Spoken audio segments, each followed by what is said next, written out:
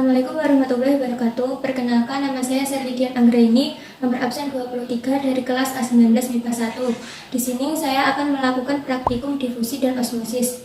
Tujuan dari praktikum ini adalah untuk mengetahui mekanisme transport membran difusi osmosis, membuktikan proses terjadinya difusi dan osmosis, serta mengetahui perbedaan difusi dan osmosis. Difusi atau pembauran adalah suatu proses mengalirnya atau berpindahnya suatu zat pelarut dari bagian yang berkonsentrasi tinggi ke bagian yang berkonsentrasi rendah. Alat dan bahan yang digunakan dalam praktik difusi. Alat: 2 gelas plastik, bahan 2 teh celup, air biasa, dan air panas. Langkah-langkah percobaan difusi. Pertama, menyiapkan alat dan bahan, yaitu 1 gelas air biasa, 1 gelas air panas, 2 teh celup. Kedua, memasukkan teh celup ke dalam gelas air biasa. Kemudian memasukkan ke dalam air panas. Setelah itu menunggu selama 15 menit. Setelah 15 menit merendam teh, dapat dilihat perbedaan dari kedua gelas tersebut. Air teh di gelas kedua lebih pekat warnanya dibanding air di gelas pertama. Dalam difusi yang telah saya lakukan, dapat diambil kesimpulan suhu sangat mempengaruhi kecepatan suatu partikel dalam bergerak. Sebagai buktinya, pada saat menyelupkan teh ke dalam air panas, lebih cepat terjadi perubahan warna dan warnanya lebih pekat dibanding menyelupkan teh ke dalam air biasa. Sehingga semakin tinggi suhu, semakin cepat proses difusi. Begitupun sebaliknya, semakin rendah suhu, semakin lambat proses difusi.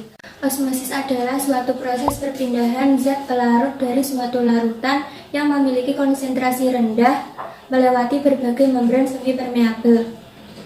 Alat dan bahan yang digunakan dalam praktik osmosis. Alat: 2 gelas plastik dan penggaris. Bahan: air biasa, air garam, dan kentang. Langkah-langkah percobaan. Pertama, menyiapkan alat dan bahan, yaitu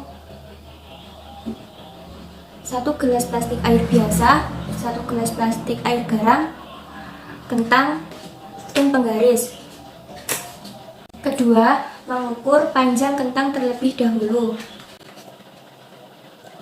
Setelah mengukur panjang kentang, yaitu 5,5 cm.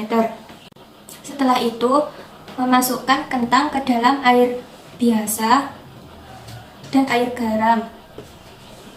Kemudian menunggu selama 30 menit. Merendam kentang. Kemudian mengambil kentang untuk mengukur.